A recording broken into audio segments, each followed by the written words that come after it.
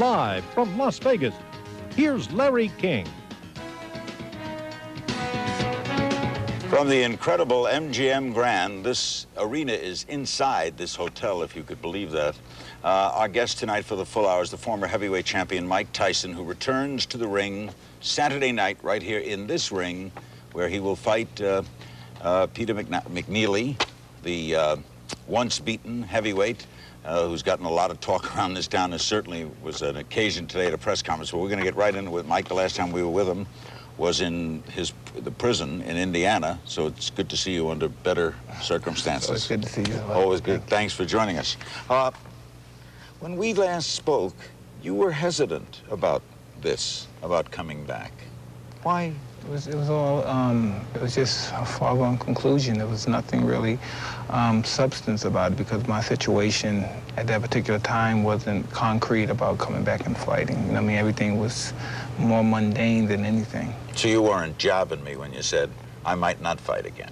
Well, at that particular time, you know, I was a little bit upset. But as I said before, who would I be hurting? No one but myself. You know what I mean? People would love the fact that I wouldn't fight anymore, and I wouldn't collect the money that I collect anymore. And I feel like that's what it's all about. People just want to see you crumble. You know what I mean? And that's just basically not my shtick. I'm not going to allow that to happen, and I'm doing well. So you're back now firmly with your head in the ring again? Oh, all convictions, yes. You are a boxer again? Absolutely. Are you worried about anything? 4 years is no small amount of time. I'm going to be okay. I'm going to do pretty well. Pretty well doesn't sound like the Mike Tyson of 4 years ago who would say very well. Well, I'm going to do pretty well. You know, Mike Tyson of before wasn't as humble as Mike Tyson now. I would have said more than very well. What changed him? You know, I've become more in touch with Allah, and I understand humble is the best quality. I've been brash, I've been braggadocious before, and and it got me in places that I didn't want to particularly be, but I just know the humble man just lives a more of an easygoing life, and I'm willing to live that life. So you're a happier person? More content than anything, yeah. Okay, therefore, can good come out of bad? I don't know if good can come out of bad if it's illegally done bad, but I'm just happy that Allah blessed me to have good things happen to me. Well, I mean, Malcolm X told me once, being in prison was one of the best things that ever happened to him. Well, I don't believe that. I could have handled it another way. You think you'd have been where you are now without that? One way or another, yeah. Why? I just realized that I would have grasped understanding somewhere. But the difference between me now and before I went to prison is my consciousness. I had no consciousness of behavior or no control mechanism. I was just young, and I was pretty much wealthy. And I was just doing what I wanted. I was never put in a situation where someone told me, Mike, if you work hard, you're going to be successful. No one ever told me how you're going to handle this. And I basically did what I wanted to do anyway. No one who was going to stop me. I was only 20 or 19 years old, and I was a kid, and I'd go to a restaurant or something, and I'd raise hell. So who's going to really tell me, Mike, stop? It was just an ongoing situation. Too much too soon? Just too much at a time where I wasn't ready for it. It was, if you're prepared for it, you can handle it. I just wasn't prepared for it. So in your own head, Mike, what did you do wrong? I just used a great deal of bad judgment in my life. And I have a great deal of trust in my judgment now because of consciousness and faith in Allah. Are you going to, by the way, change your name? Are you going to take Excuse me? Muslim? Are you going to take a Muslim name? Well, I don't talk about it. Perhaps one day that could occur, but my main objective is my actions. There's a lot of Muslim brothers out here, or sisters out here. We have Muslim names, but their actions don't stand for what they represent. My actions stand totally for what I represent. What took you to that religion? What happened? It's a great deal of reading and understanding, and watching people who set good examples in the prison. There was some Muslims that set good examples. There were some that didn't set good examples. But the ones that set good examples, left a mark in my heart and my consciousness. And this is what Islam is about. It's not about hate. It's not about race. It's not about anything. It's not about religion. We tolerate everybody. And we love everybody. It's just about way of life and the way of conducting yourself and humanity. Did prison, in and of itself, accomplish anything for you? It showed me the true consciousness of human nature. It's human in our nature to be jealous, to be hateful, to be resentful, but it's up to us to be disciplined and have a disciplined will to overcome those feelings. They're all in us. So you come out with a religion of love, but also anger, right?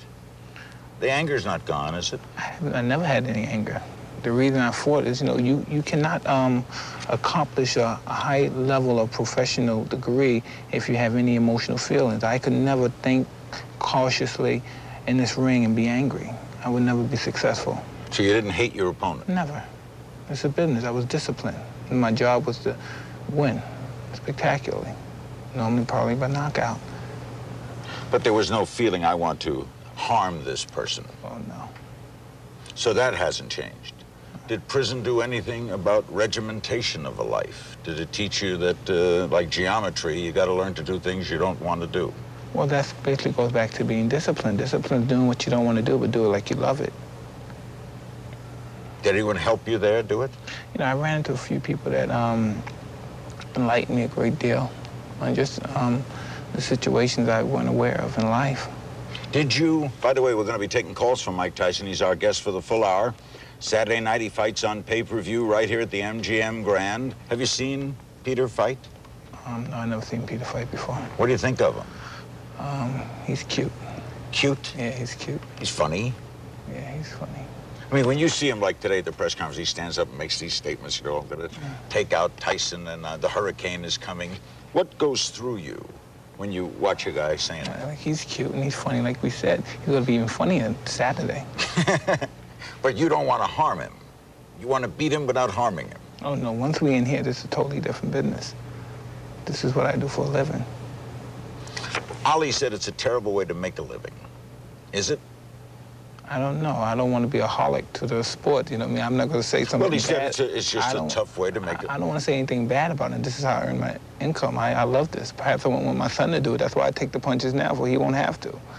But it's just something I always wanted to do. Now, did you miss all this attendant to this? We know what we're talking about. Yeah, did you miss it? I was telling you before, once I was in the situation I was in, as far as my incarceration, I never tortured myself to think about this, because that would be torturing.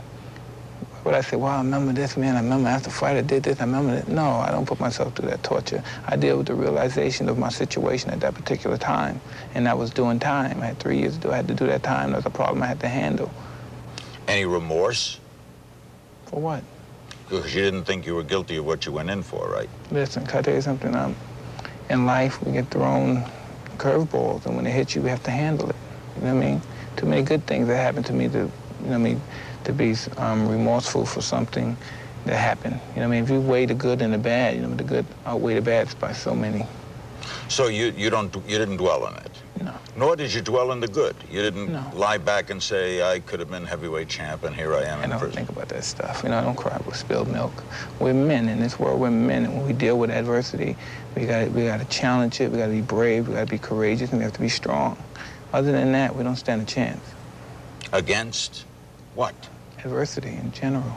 Something's going to happen to us. We're going to always, life is up and down. We're going to always be up, and sometimes we come down. But when you're up, you got to prepare for it, because then one day we're going to come down again.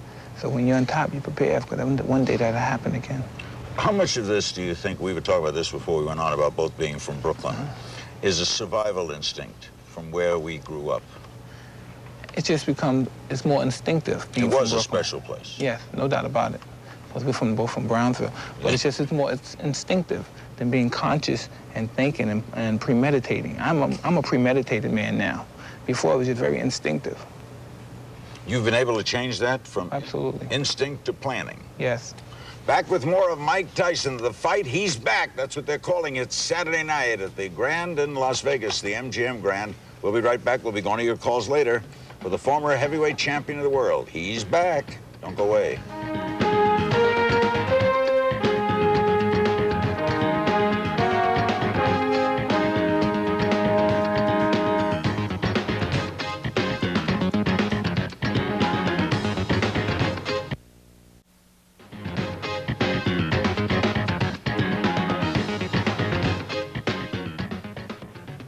We're back in Las Vegas with Mike Tyson, who fights Saturday night.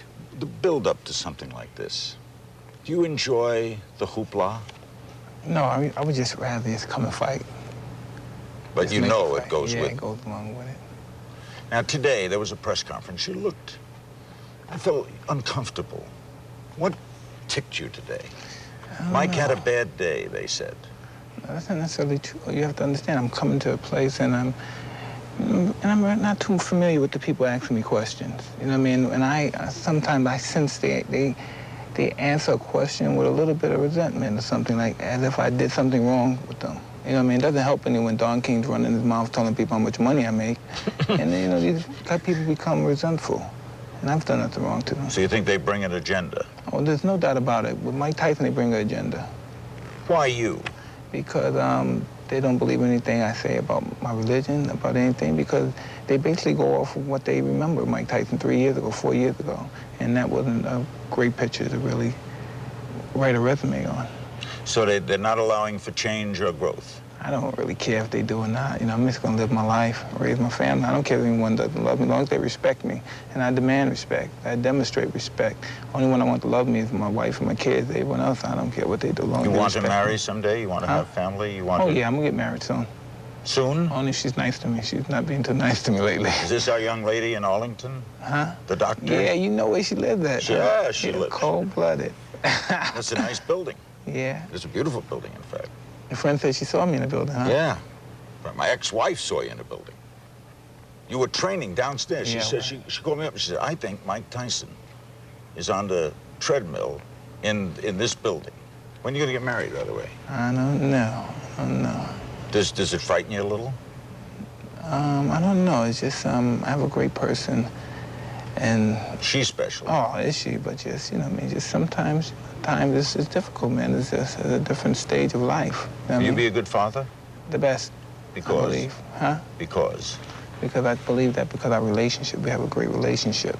I mean, we discuss having children, And you'll know you'll be a good father? I believe so. Probably, you know, being a good father, because I have a daughter, and sometimes I wonder, I don't live with my daughter, I support my daughter, and I wonder, am I a good father? I really don't live with my daughter, so I really don't know if I'm a good father, and I know I love her tremendously, and I know I do everything I can, you know what I mean, to make the young girl happy, but what am I to do? She's only 5 years old, there's no basic kind of reasoning skills between the two, and it's all new to me, you know what I mean, because I'm really, at this stage, starting to try to spend time with her and talk to her. I'm just becoming more familiar with her by talking to her on the phone. And it's incredible. And it's just sometimes because me and her mother relationship isn't at the level where it really should be. And there shouldn't be any hard feelings or anything. It should become a state of maturity where we're able to talk to one another. Because, you know, you're young and you're doing things, and things happen, man. You're just foolish, and I've done things I wish I'd never done before. But, you know what I mean, you can't cry over spilled milk, and you just got to make the best out of a bad situation. But you got to be there for her. There's no doubt about it. She has no problem with that. None. None. The concept of this sport itself and the feeling you bring to it, you're a scholar about it, you know the history of the sport, you're a student of this game, right? Mm-hmm. I mean, you like study. You could go on the $64,000 question and win the money. Oh, there's no doubt about it. I know a few things about this business. You know dates and times and who won what championship. I know a little bit. I know a little bit about this stuff. What fighter of all those past do you admire the most? Who do you look at and say, boy, I like him? So many. I like Dempsey. I like Jack Johnson. There's so many different things. There's never one particular fighter when you're a historian that you like better than others, because there's always something about him in his particular time that, like Jack Johnson, for him to do what he did in his time, it's frightening even now. In the 90s, it's frightening. You know what I mean? It's incredulous to even think of. We'll be back with Mike Tyson. Just two guys from Brooklyn in the ring. We'll be, this is, I'm not fighting. We'll be right back. Don't go away.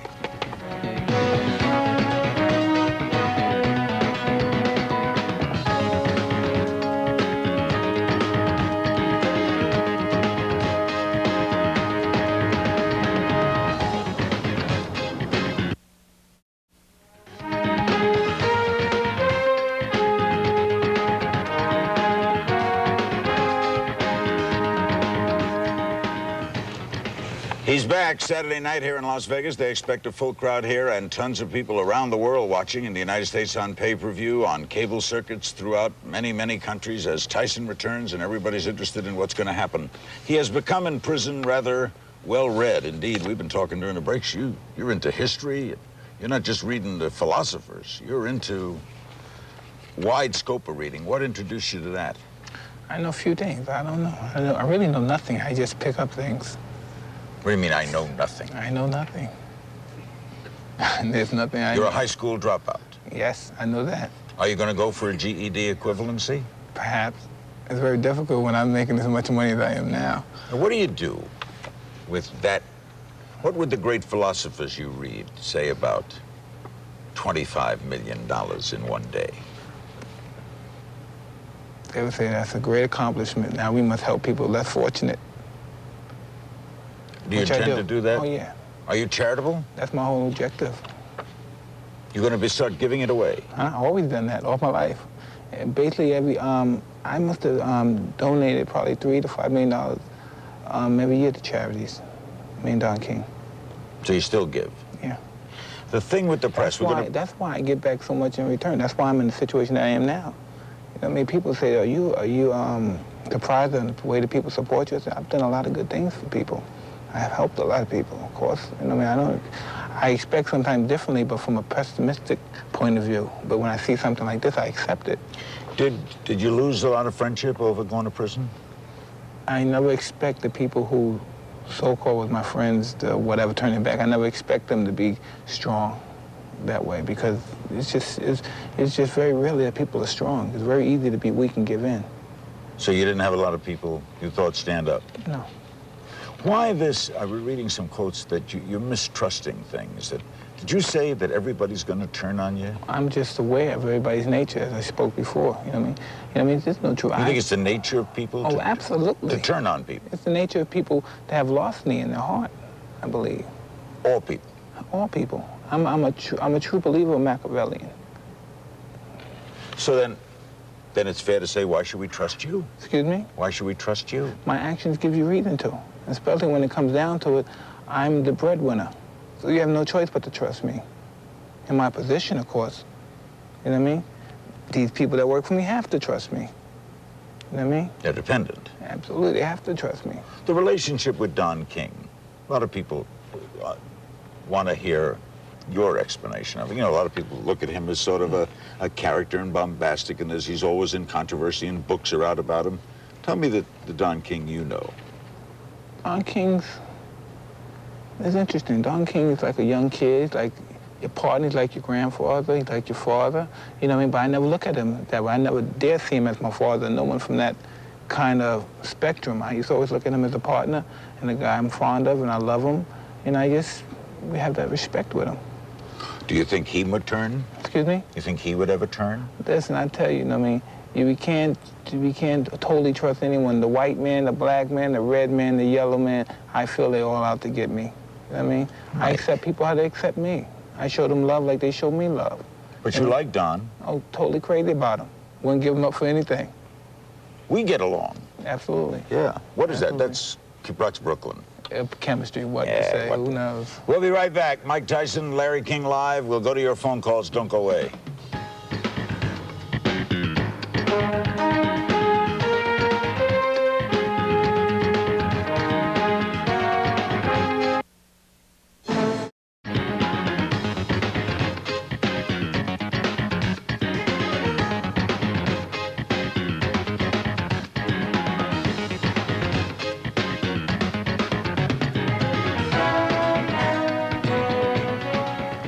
Your ma, top of the world. Jimmy Cagney, and then he went. Mike was telling me that you were an actor. As a kid, you were into theater and reading. And no, I just like to go to theaters and shows. Did you ever want to be an actor? Never. You think you could be good at it? I can be good at anything I want. You got a lot of confidence, Mike. The best. You were telling me that, I don't know how we even switched because there's so many areas to cover. You love this movie, Kids, right? This very controversial movie. Let me tell you something before. I just thought it was an interesting movie. It was an interesting movie. Liked it. You would recommend it? Yeah, I believe you should take your kids to watch this movie. Because? It's very graphic, and you know what I mean? It's overbearing as far as the language and everything, but it's about a bunch of wild kids, all different, just a bunch of wild New York City kids, all different nationalities, and it shows the fiber of the kids today. You know, their interest is just getting high in sex, and they're catching diseases, and it shows these young ladies are virgins, and they're getting involved with these guys, and these guys are users. Not only users, they're inflicting them with the AIDS virus. And it doesn't matter because in one particular episode, these two ladies went to the clinic. And one was very much of a fast woman, somewhat of a slut or skeezer, as we kids say in our era. And the other one was a good girl. She only had sex once with this guy, Tully. And the lady that's been through all these ordeals, sexual she had nothing wrong with her. This one girl had one bad experience and got AIDS. She had AIDS. And she said there was no way it could. I only did it once with this guy. And when the lady goes down the list with this other lady, and she did everything, and she was clean as Board of Health. Mike, do you worry about things? Do you worry about, I mean, you're so into reading and you're so into conjecture about other things. Are you a worrier now? Do you worry more than you used to? I'm a hypochondriac, yeah. You're a hypochondriac? Yeah, I'm just very paranoid about things and about people. And I'm scared and cry, because I always think you in the crowd, somebody could stick you one of those pins. I'm pretty paranoid. You worry about your health? Yeah. You know, as you get a little pain, you call a doctor? Yeah, I'm very conscious about my health. More so now than when I was young. When I was younger, you know what I mean, I walk around, have toothaches, have everything. Come on, I'll fight. I don't get abscess. Come on, let's fight. No, don't cause a fight. If I even get a cold, if I sniffle, I just want to see a doctor. Hey, when you were a kid, was there ever a bully that bothered you? Yeah, all the time. Was there a guy you remember, any name, first name, who you were scared of? Oh, his name was Mike as well. Yeah? Yeah. He was tough? I thought he was. So you were in fear of Mike? Yeah. Whatever happened to Mike? Me and Mike became friends. Good, to turn out better than... Yeah, the thing with the press, we're going to be taking calls in just a moment. The thing with you and the press, can you generalize about it? I mean, listen, can I tell you, these guys write these outrageous articles about me. These people don't know me. They didn't take a chance to know me. And by the way, I think they believe that's how they make their money. But I let them know I always get to laugh last because I cash in on these guys. Everything they write about never turns out to be true. These guys, only thing, they're not even good writers, the majority of them. The guys that go around now, they just look around the other guys' notes. They don't come up, they're not Red Smith or no Dick Young like these guys. They don't use their own, they don't come with their own mindset. Original thought. Yeah, and say, this is what I see. They go around to other guys and say, what do you think about that? But what they have a right to an opinion, don't they? Well, that's their opinion. I have a right to one as well. And that's why I'm explaining it now. All right. Do you owe them more than your best performance? I mean, like, for example, they've got a job to do. Do you owe them interviews? Well, like I said before, these people have agendas. They have agendas. Their agenda is not to write the truth. You know what I mean? They write the truth with their prejudice. So you have a lack facts. of trust. There are a few you do like, though, right? Very few. Very few, yeah. They might be dead now. Well, you're reading Hemingway. You're judging them by Hemingway, right? No, I don't judge anyone by Hemingway. I don't judge anyone. When we come back, we'll take your calls for the former heavyweight champion of the world. He's back after 4 years. Mike Tyson returns to the ring right here, Saturday night. Don't go away.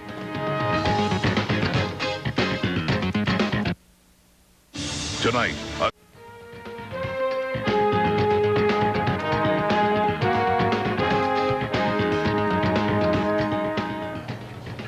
We're back with Mike Tyson. We're ready to go to your phone calls, and I forgot to remember where the city was. Kitchener, Ontario, Canada, for Mike Tyson on Larry King Live. Hello. Hi, Larry. Hi, Mike. How are you doing? I would first like to wish Mike good luck on Saturday. And I would like to know if we will see a new fighting style with the new Mike Tyson as compared to the old. Good question. I doubt that seriously. I just know how to fight one way. No change in strategy, None at style, all, no. or approach? Not at all. Well, again, you know, it may come, even something may change. You may think you saw something different. People think they see things what they've never seen before. I don't know. How about rumors about shape? What about it? There were rumors that you were out of shape, or that sparring partners were saying you were hurt or not in top shape. That's not true at all. Because your workouts have been under wraps, right? I know, but Why? I'm in pretty good shape. By the way, why not public workouts? They get what they pay for. If they want to see me in the gym, they should pay for that. It's so mercenary, Michael. Hey, man, please. These guys did a number on me for 3 years, man. This is like getting even? No, this is reality as far as I see it in my life. There's been people, the commissioners see me work out. My work hasn't been totally closed, but I'm not going to let someone watch me work out who's have an agenda just to destroy me and make everything negative. No. To New Albany, Indiana, not exactly Mike's favorite state. Hello. Yeah, how you doing, Mr. King? Real pleasure, Hi. Mr. Tyson. My question is, How I you was doing, watching Peter McNeely last night on another network, and he was talking. He said in your training camp there was a psychologist, and I'm a psychology student. I was kind of curious if that was true, and if so, why? Say that once more, please, sir. I didn't hear the question. What, sir? Mr. McNeely said last night, he was on another network, he said in your training camp he was talking about there being a psychologist. And I was wondering if that was true, and if so, what was the function of the psychologist in your camp? Is that true? No, that's not true at all. Well, he said, Peter McNeely said that in your training camp you have a psychologist. What does he know? I don't know anything about psychiatrists. Did you ever think of going to one? Well, that wouldn't be a bad idea. A little self-examination could never hurt, Mike. That wouldn't be a bad idea. Except your psychiatrist is liable to say, get this guy out of here. He's Yeah. got problems. Ooh. But you don't... But he'll write me a check, though, at the end of the day. This is what you owe. This is the bill. You appear so relaxed over this. Yeah. But this is, you know, returning is not an easy thing to come back to anything. And it's been 4 years. I expected, well, I shouldn't say I expected, maybe a little more uptightness. I'm going to be all right. You have to think, man, I'm planning on having a family. I have a responsibility. I can't allow anything to upset me. Well, let's do a what if. What if what? What if you lose? I don't even see, I can't, my consciousness don't even elevate that thought. Therefore, if it happens, you'd be distraught, crazed, what? It's not my nature to allow that to happen. But I just don't even concentrate on that. So you don't think the negative? No, the negative, you always have doubt. You know, there's always a doubt. And the doubt that you have allows you to perform at a higher level. There's always doubt. You know, I have doubt, and you always have insecurities about things. But those doubts and insecurities in general just push me to that extra level. Did you sleep well in prison? I slept better then than I sleep now. Really? Yeah. What's the best time killer? You know, everybody thinks, what would it be like? What would you say to O.J. if he has to face a long time away? I don't even want to talk about that because that's just a horrible situation. You know what I mean? I have my opinions about that situation. I just don't like the way particularly the court system in general, the jurisprudence system is going about with this whole situation with Mr. Simpson. And it's just an awful thing that's happening to that man. It's an awful thing. It's an awful thing. Even if he did what he was charged with doing? I'm not saying he did anything. I didn't do anything. I'm saying what's happening now in the courtroom without him being guilty or innocent, because I believe he's presumed innocent. Isn't that what they say in this country? That's what they say. Well, you know what I mean? What's happening now in that courtroom, it's not pretty kosher, man. Well, all right, what would you say to someone going to prison?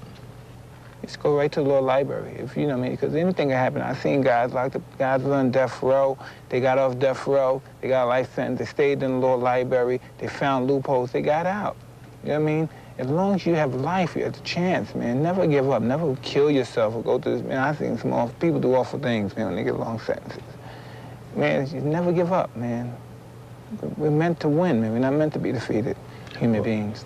We'll be back with more of Mike Tyson. He's back Saturday night here at the MGM Grand in Las Vegas. Don't go away.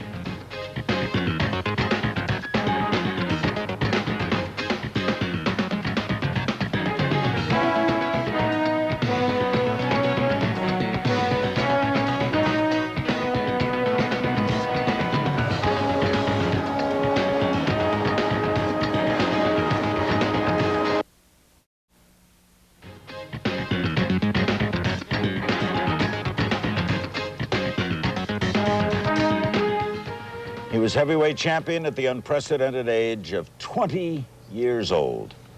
And he is out and back to fight this Saturday. We'll continue going to your phone calls, but he did want to add something about O.J., and since I don't know what he's going to add, I'll ask. When I was explaining that O.J. is a remarkable individual because basically we're two different individuals. And I don't particularly dig his style, but I don't believe in the history of athletes as far as endorsements, there's never been especially in African America, but an athlete in general who's been more successful as O.J.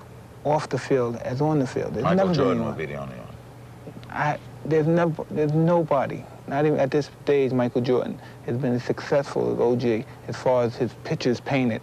He was just as famous as an athlete as he is as a spokesman. All right. You know what I mean? Does it worry you then, or ponder, that this man might have done this? And is it a bother to you? You know, we talk about race in America, and racism still exists. It's part of this trial. Does a black tend to feel that a black is just because he's black, he didn't do it, or he's getting railroaded? No, but it's, I don't believe that. But if it had to be a choice if he did it or not, and if he's being railroaded, it's more or less to think that he's not being railroaded than he is being railroaded. Because, you know, you have to look at the history of black Africans, Americans in this country, man. It's been atrocious, the way we've been treated.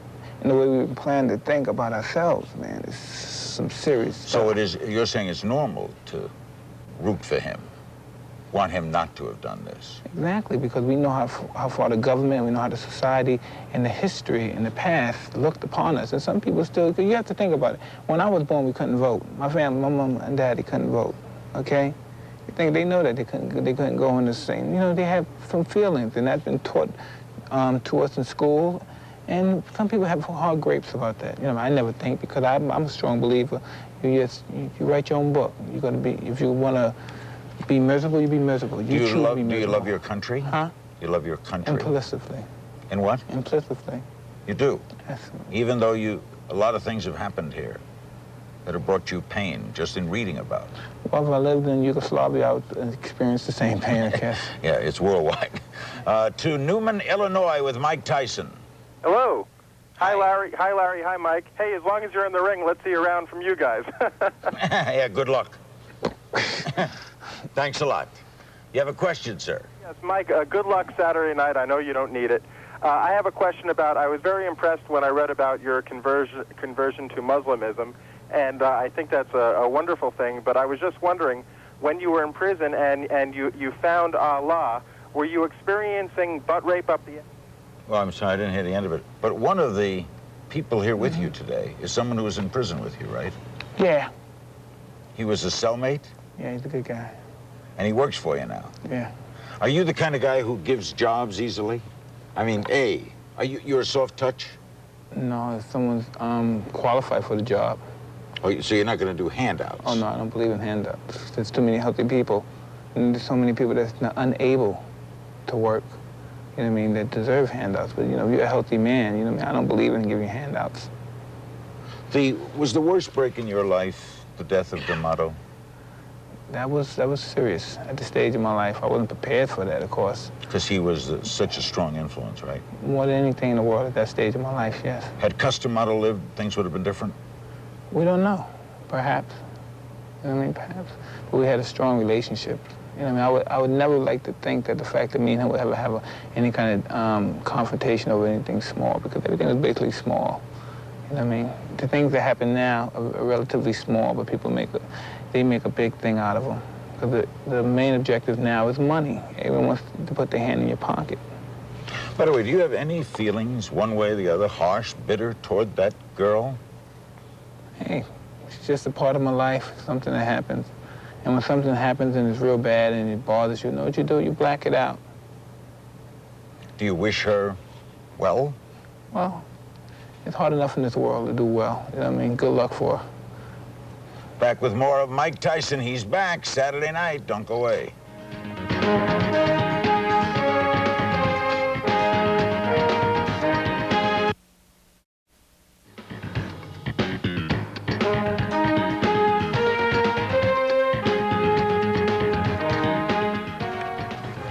We're back with Mike Tyson. There's been a lot written about the tattoos.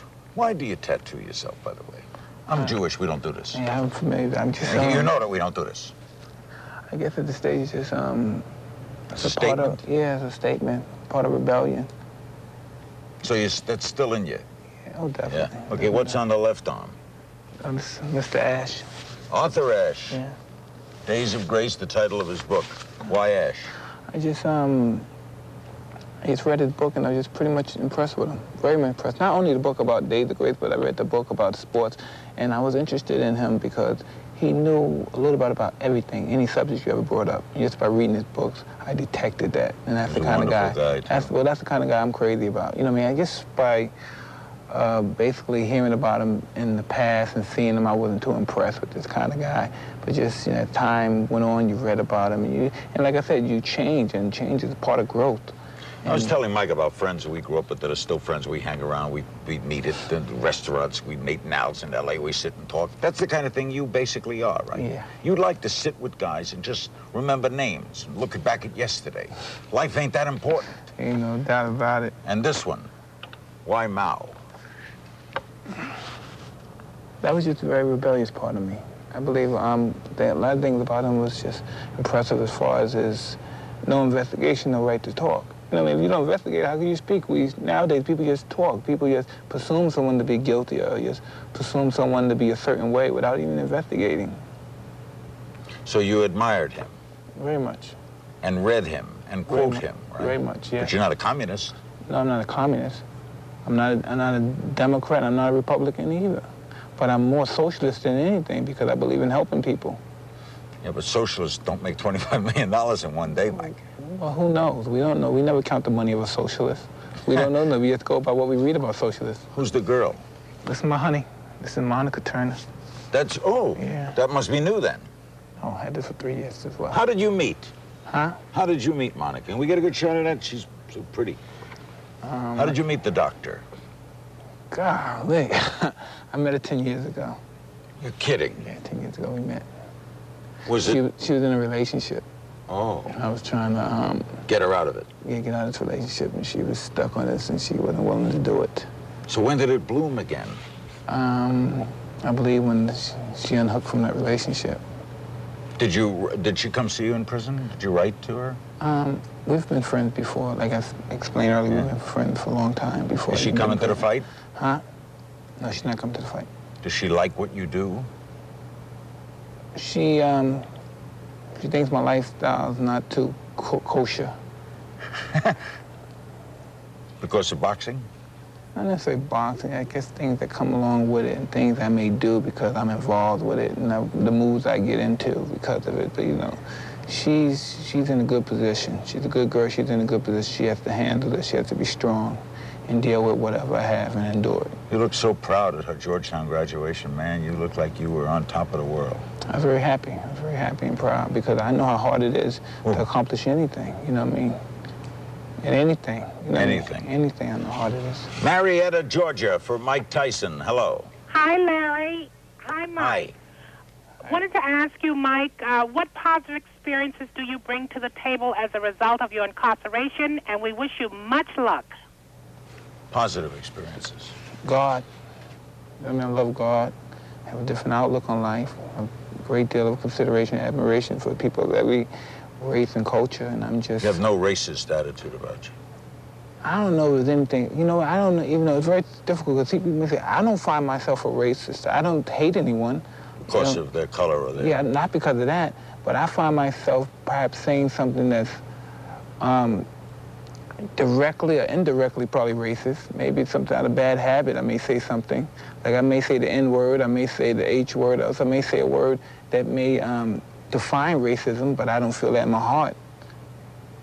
There's no group you dislike just because they're... I don't dislike anyone, please. We'll be back with Mike Tyson on Larry King Live right after this.